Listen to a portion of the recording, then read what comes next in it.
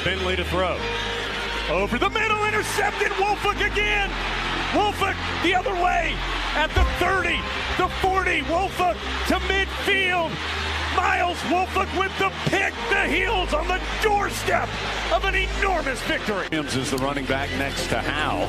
Play action. Howe will now lob it down the near side. Newsome with a man all over him. Pins the ball against the back of the defender and brings it in. Heels can get a first down at the 3. Howe, pump fake to the right. Now he's going to run to the left.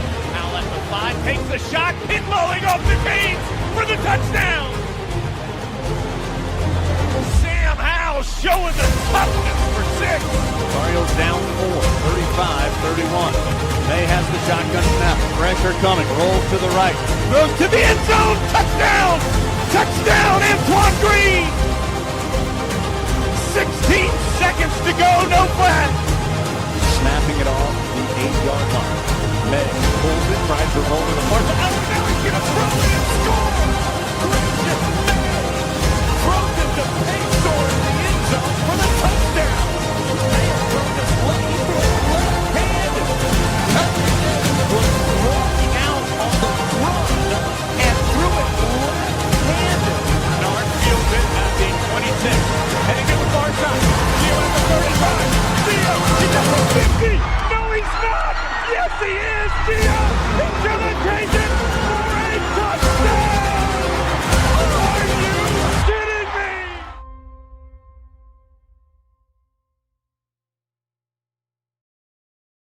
What's going on, guys? Welcome into another edition of the Heel Tough Blog Podcast.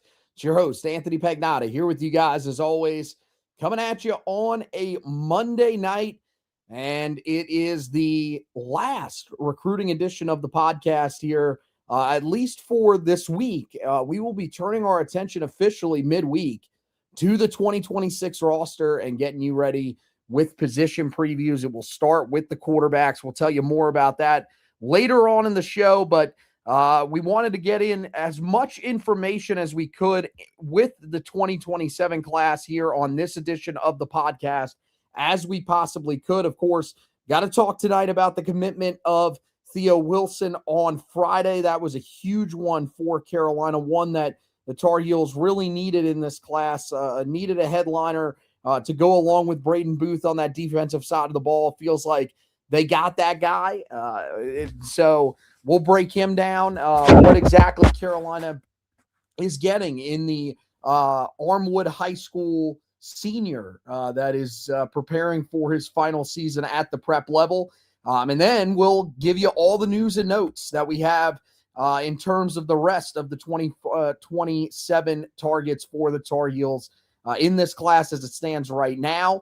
There could be other guys that, of course, pop up on the radar for Carolina as we go in season, but there are a decent amount of notes to give you regarding some of the other guys that Carolina has had on campus here during this offseason. And so let's jump right into it. Let's talk about Theo Wilson, what exactly he brings to the table for Carolina. As I mentioned, he committed via social media on Friday. I don't remember if it was a live stream or if he just announced it. I think it was a live stream, but that one that got delayed a little bit. It was supposed to be at 3 o'clock on Friday. It got delayed until almost 3:45, and that's when it eventually became known that he was committing to Carolina. But this was one that for the previous couple of weeks beforehand, Carolina was never nervous. As they did a great job when they hosted him back on June 12th for his official visit.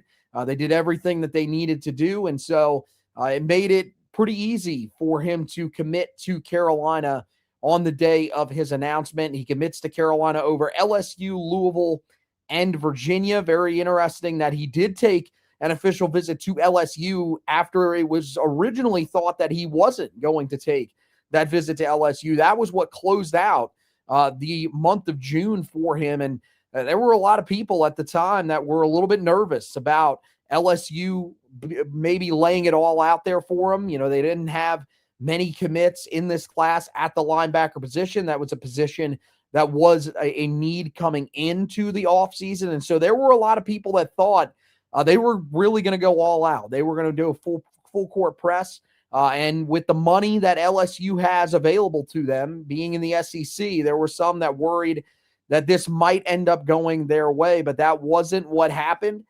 Carolina ends up holding on, and it seems like, judging off of some of the reporting around this, there was never even a thought to going to LSU. He took the official visit, and pretty much it was sealed once he, arrived there. And even after seeing everything that he needed to see at LSU, it was enough for him to say that Carolina was where he ultimately needed to be. And so Carolina gets one of the better linebackers in this class, one of the top guys that they pursued in this class, and certainly a guy that should be able to come in and make an early impact at Carolina if he wants to. He is a 6'3", 225-pound linebacker who is preparing for his senior year, as we mentioned earlier, at Armwood High School, which is in Tampa, Florida. He is ranked as the number 354 overall prospect and the number 29 linebacker in the 2027 class, according to Rivals industry rankings.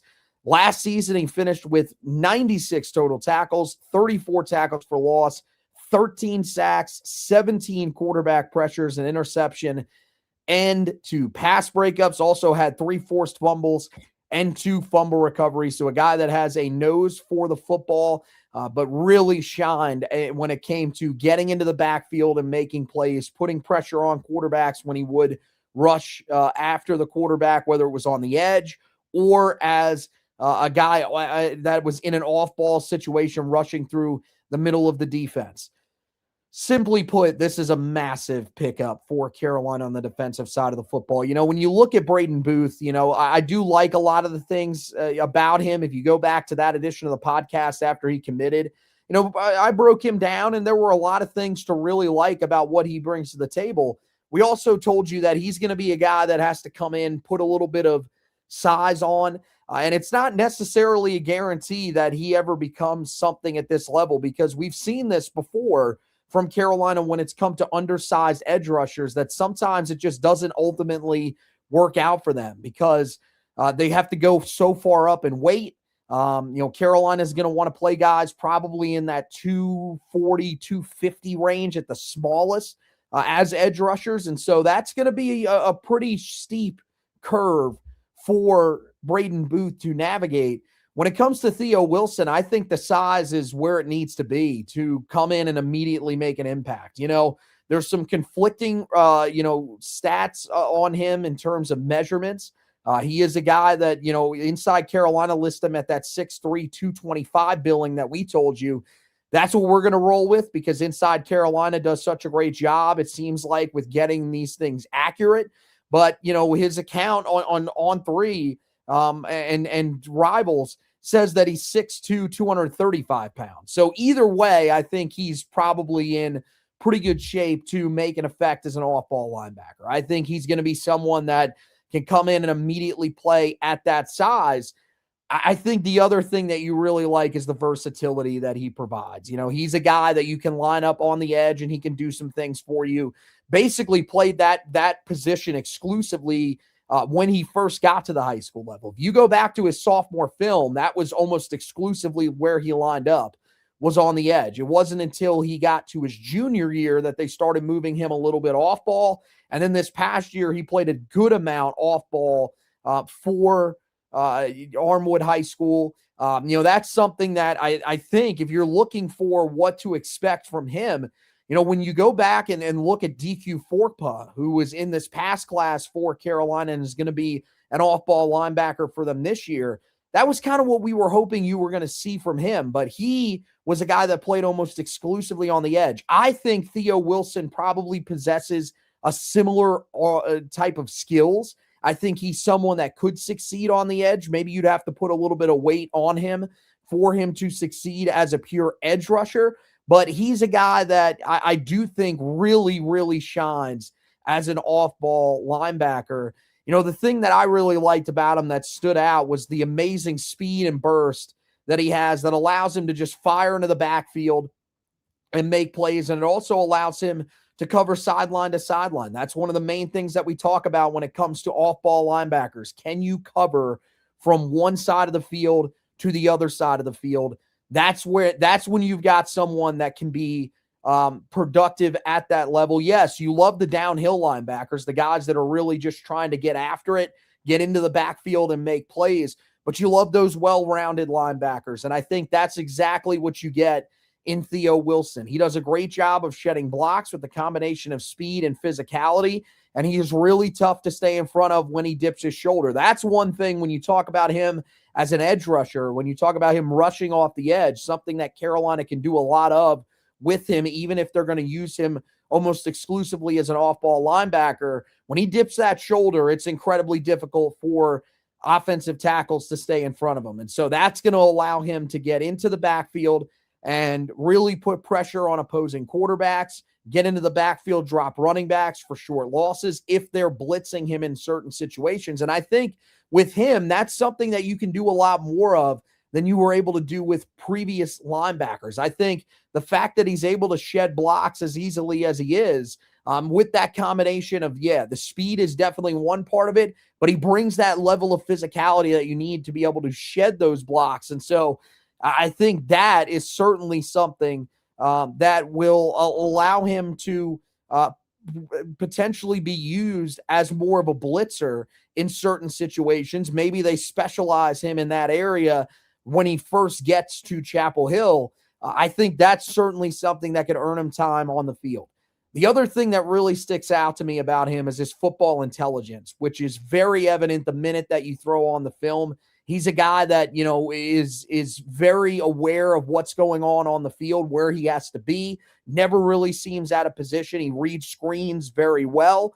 He reads, certain fakes very well. And so that's something that you really like to see, is a guy that just knows where exactly he needs to be, isn't out of position and constantly taken advantage of.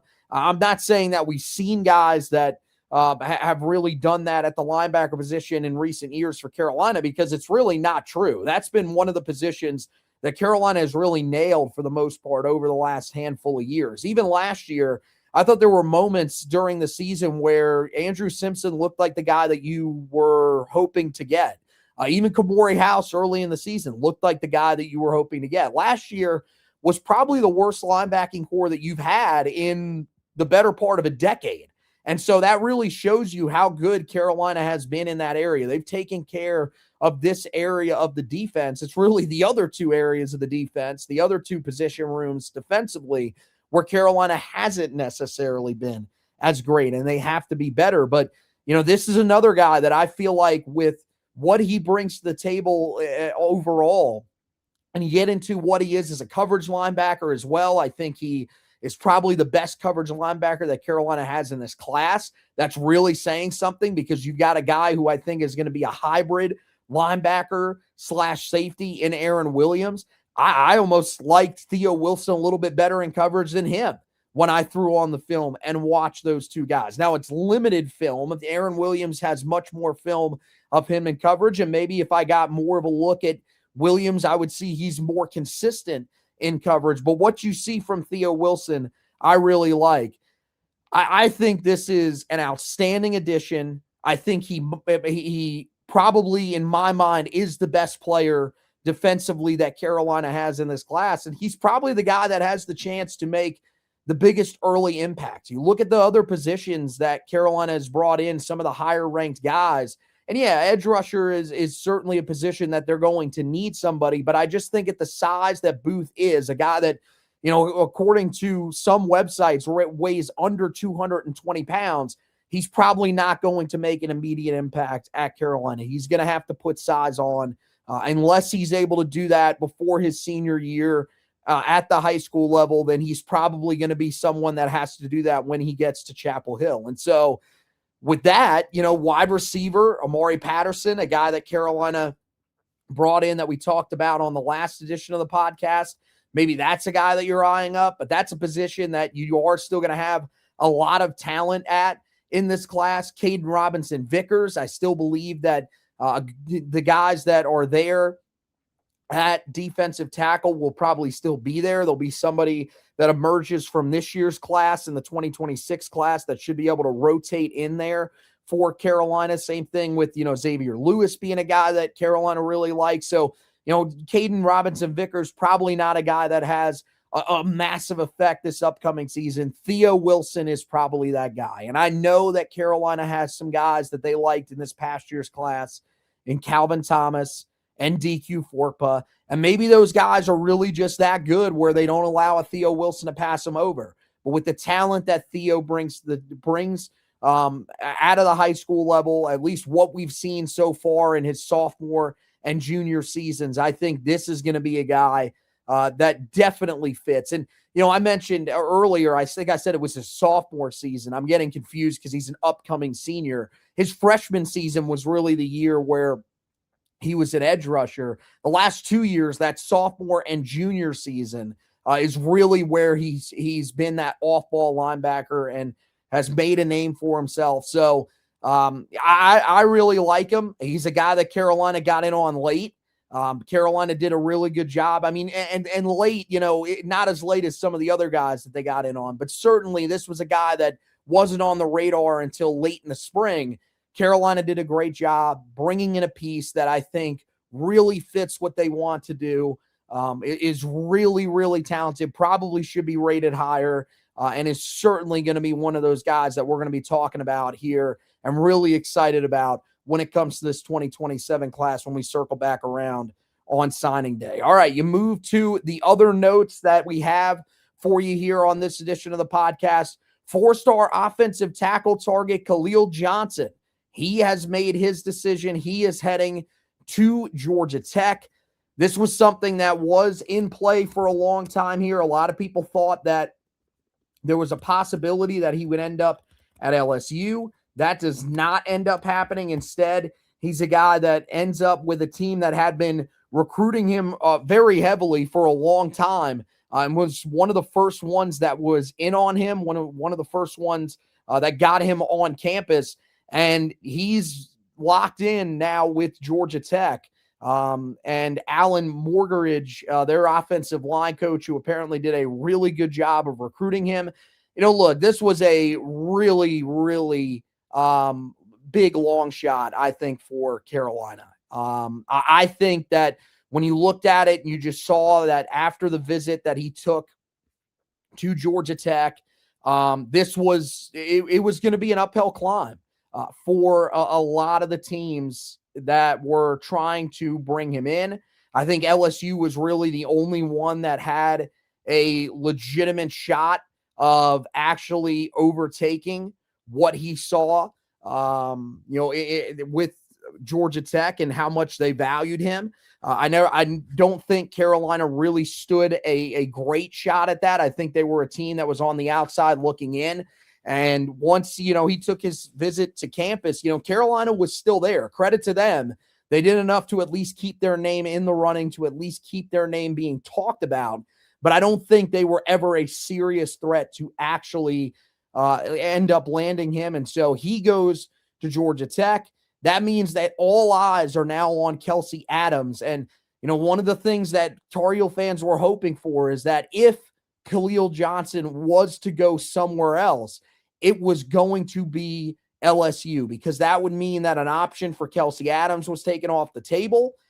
That would put him in, the predicament of either choosing between Georgia and Carolina. At one point, it looked like Georgia was pretty much a team that was almost out of play. There was a reason that he was looking to flip. Now they're back in it. And so now, this looks like it's probably going to come down to Georgia, LSU for Kelsey Adams, but Carolina's on the outside looking in. I guess you never know what could ultimately end up happening. But as we sit here today, I have to tell you, I don't really feel good about Carolina's chances to land Kelsey Adams, land a significant commitment along the offensive line at that offensive tackle position. And so then you really start asking yourself, what does Carolina do? Hudson Inglesby is a guy that's trending upward. That's a really nice addition for Carolina, but it felt like they wanted to add a second tackle in this class. And so now, I think for Carolina, you get to probably in-season flipping. That's the area that you're going to be looking for to land another guy in this class if you're Carolina at that offensive tackle position. Now, I talked about there are some other guys that could have the potential to play offensive tackle. Neil Roberts played offensive tackle this past year at Winona High School there in Mississippi. So that could be a guy, 6'3", 305. He's got the body size to be able to play that. Do you trust him? When I watched him, I didn't really look at him as a guy that moved well enough to be able to play offensive tackle. The guy that I really thought could play offensive tackle is Jaden Lindsey, the guy who committed to Carolina last week. That was another guy that we broke down in that last edition of the podcast, him and Amari Patterson together. He was a guy that I thought the way that he moved, didn't play offensive tackle this past year, played left guard at Good Counsel High School in Olney, Maryland, but certainly a guy that I think has the ability to play tackle with the way that he moves if he gets trained up enough. But even still, that's an area that it's hard to just say, hey, a guy fits, looks like he could fit here, let's just plug him in, especially at the tackle position. So I'll be interested to see what Carolina does there if they don't land Kelsey Adams. But it feels like at this point, there's really nothing Carolina can do but sit back and wait for Adams to make a decision and then really just adjust their plan as they go from there. The other guy on the offensive line that ends up announcing his commitment that Carolina was targeting at one point during this offseason is interior offensive lineman Nori White. He commits to James Madison, guy out of the Charlotte area, Huff High School, going there this year after playing at Independence High School a year ago. Carolina's still searching for that first in-state commitment. And, Nori White was a guy that when he visited back on May 29th, thought there was a chance that he could ultimately end up being that guy. But, when it comes to the off the field side of things, and really not even off the field, more in the classroom, that was where it felt like he wasn't going to be able to meet the requirements that he was going to have to meet to be able to play at Carolina. And so there were a lot of people that were just, that thought this was going to go another way, and it does. And he ends up at James Madison. Apparently he was, telling Carolina that he was going to try to do everything that he possibly could to eventually be ready to come to Carolina if he made that commitment. This could be a guy that could be on flip watch. I think him, his high school teammate Moreno Fisher, these are guys that Carolina could get eyes on later on in the process and eventually try to flip. But as of right now, these are two guys that are heading elsewhere. Nori White, you at least have that commitment, or you at least have that official visit that he took to campus back during the weekend of May 29th. Moreno Fisher was supposed to visit, never actually made that official visit. And so that could be one of the goals for Carolina. But those are two names to keep in the back of your mind for the Tar Heels, especially Moreno Fisher if Carolina is looking for another offensive tackle commit in this class. Then you get to four-star safety target Marcus Jones. This was one that Carolina, they brought him on campus. It was the weekend of June 5th. If I remember correctly, I'll look it up here just to make sure. But this was definitely a guy that felt like a long shot when Carolina got him on. He was a late add to that official visit weekend. And, I think some people thought that, Carolina, they've done it with some other guys where they've added them late. This is a four-star prospect, though, a guy that had taken an official visit to Ole Miss, also had a really good relationship with Michigan, but it wasn't either one of those that slipped in there. It was the team after his official visit to Chapel Hill on June 5th. It was Tennessee, a team that also jumped in there late for him, that ends up landing his commitment. This would have been a really nice addition on the back end for Carolina, but, he ends up going to Tennessee, and now it sets up a situation where Carolina is really focused on another four-star target, Kennedy Green, who is set to announce his commitment on July 11th. That is sticking as of right now. Remember that when he originally set that official decision date, it was just three teams. It was South Carolina, Mississippi State, and I forget the other team that was in there with them at the time. I believe it was Nebraska. And those were the three teams that he was going to pick from. Now, Carolina is firmly in the race for him. They hosted him for that official visit. It seems like that official visit, even though it was a midweek official visit, really had some sort of effect on him, which makes a little bit of sense. You're the only guy on campus.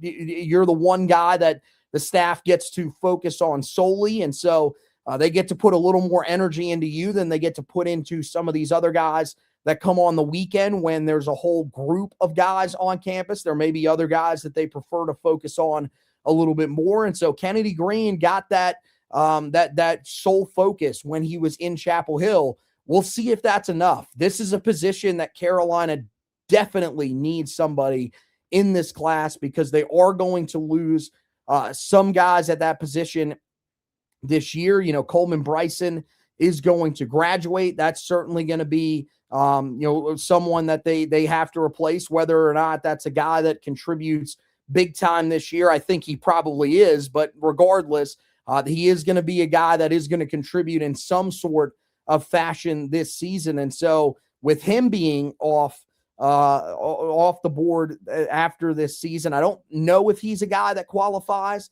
for the 5-5 rule. He is a redshirt senior, so I don't think he's going to. But that's a guy that's going to be out of the fold at the safety position. There's other guys, a couple of other upperclassmen that are also going to be in this group. And then, there's also the possibility of guys transferring after the season is over. And so Carolina would like to get at least one safety in during this recruiting cycle. I feel like that's a goal that they have. I guess it also depends on how they view Aaron Williams. Do they view him as sort of that hybrid linebacker safety, or do they think he could just outright play the safety position? If they believe that he can just outright play that safety position, then maybe they're not pushing nearly as hard. But I believe they want to get one traditional safety, a guy that's played that position at the high school level, probably someone that could preferably play that deep safety role, that field safety role, that used to be, listed as free safety. They're probably looking for someone that can do that. Kennedy Green is the guy that Carolina is locked in on now, and we'll see whether or not they did enough when he announces his commitment on July 11th. As of right now, the predictions still in favor of South Carolina, but a lot of those predictions were cast before he made his official visit to Chapel Hill. Nothing has changed since that point on Rivals, and there are no crystal ball predictions casted for him on 24/7 Sports. So that'll be something that we'll update once we get closer to the decision. The other note for you guys, last one before we get out of here, 3-star wide receiver Chad Willis is officially on Flip Watch. This is a guy that Carolina had on campus in the final weekend of the official visits back on June 19th. As of right now, it seems like he is still deciding between either staying with his commitment at Cincinnati or going and flipping his commitment to either Carolina or to Auburn. There are some people within the Carolina community that seem very confident that he is going to end up with Carolina.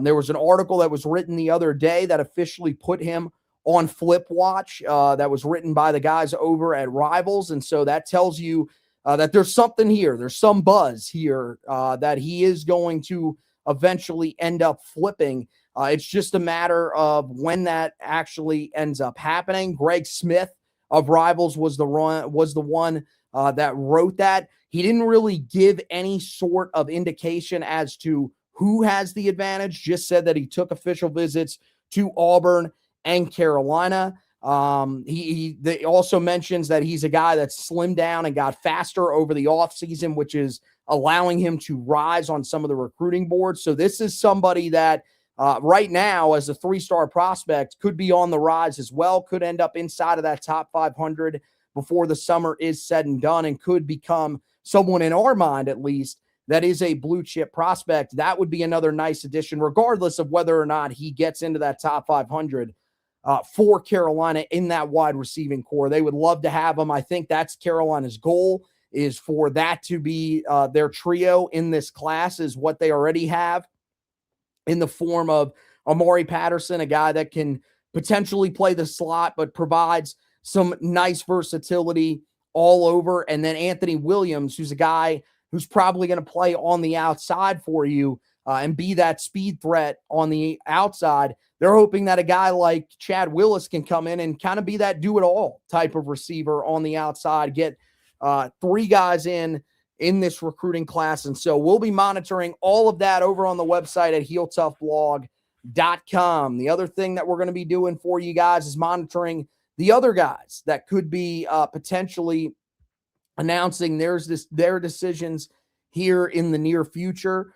There are some other guys that Carolina is targeting in this class. There have been a few guys that, Carolina had on campus that right now are kind of just in a holding pattern of sorts, and we don't know what exactly is going to end up happening with their recruitments. But whenever we get any sort of news on guys like Trenard Robinson, that could be a guy that we could see, or Trenard Robinson, excuse me, that could be a guy that we could see at some point make some sort of decision, here during this summer. Maybe he holds off until the fall when he can actually get on campus to some of these other schools after he sort of reset his commitment. Only official visit was to Carolina. Tight end Colton Johnson, a name to keep an eye on.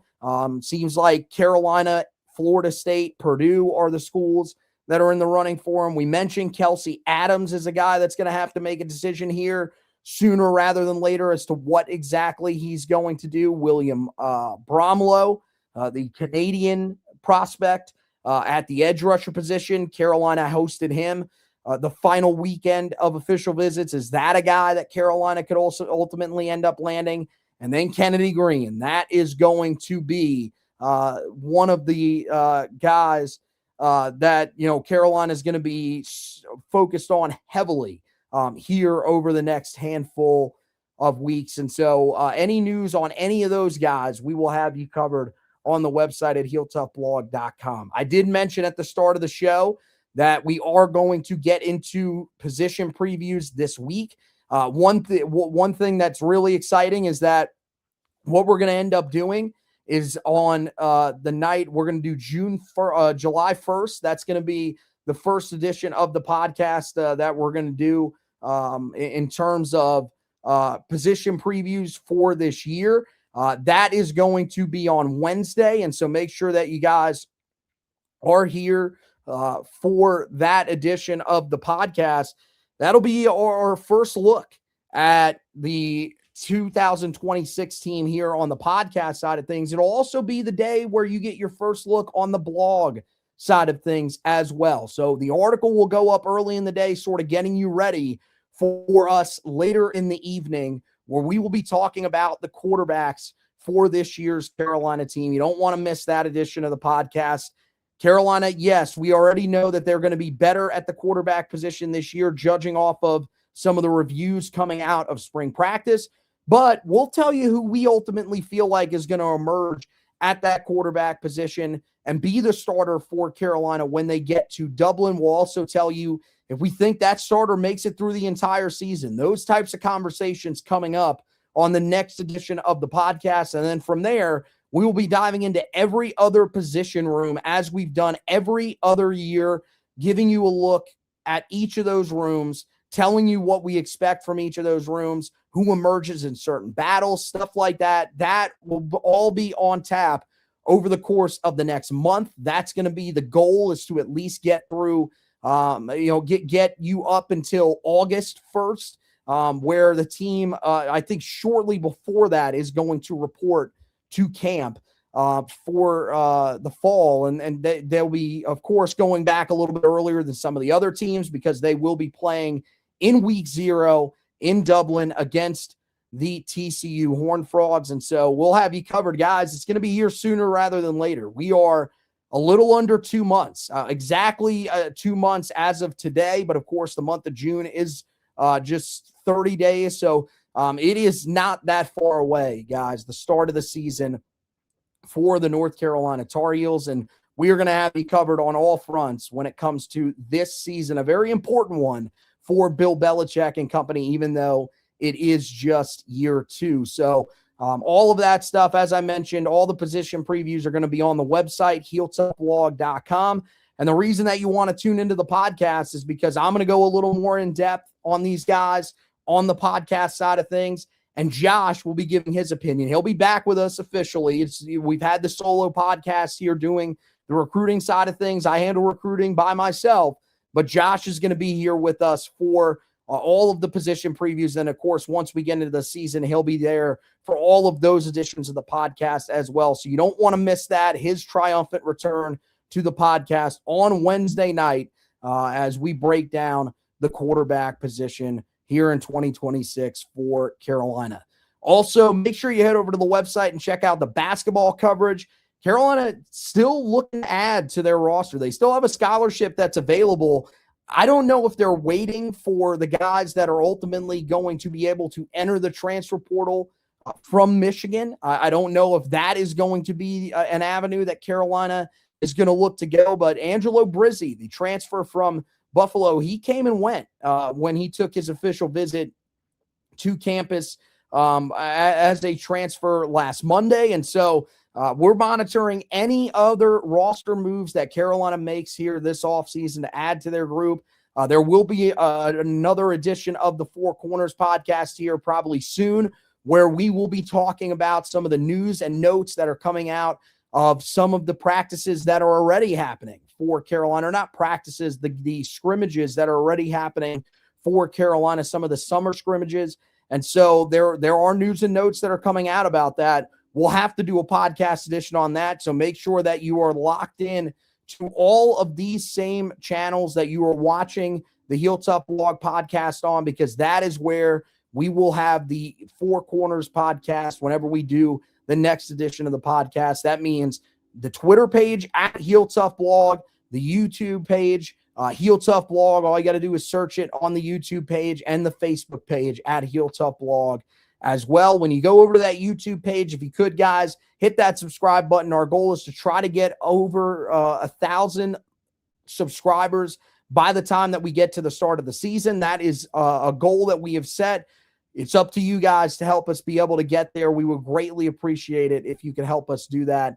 That would be awesome. And from there, we would just hope to go even further as we go throughout the football season. This is the longest running fan podcast for the football program. And so make sure that you guys are locked in on every edition, because you know that we love to bring the passion, but we also love to keep you up to date on everything that is going on around the program with all the latest news, notes, and information. So that wraps it up for this edition of the podcast. Want to thank you guys for watching and listening. And as always, go Tar Heels.